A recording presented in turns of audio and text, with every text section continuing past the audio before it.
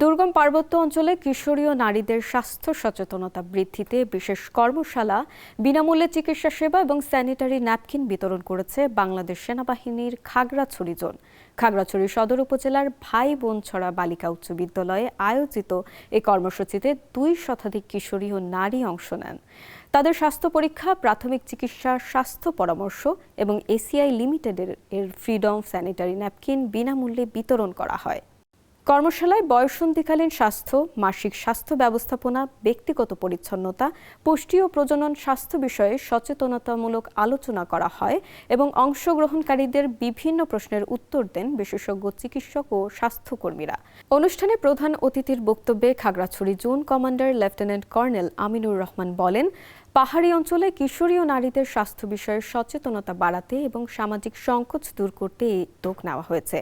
তিনি জানান, রিজিয়ন কমান্ডারের দিক নির্দেশনায় এসিআই লিমিটেডের সহযোগিতায় স্বাস্থ্য ক্যাম্পেইন পরিচালিত হচ্ছে।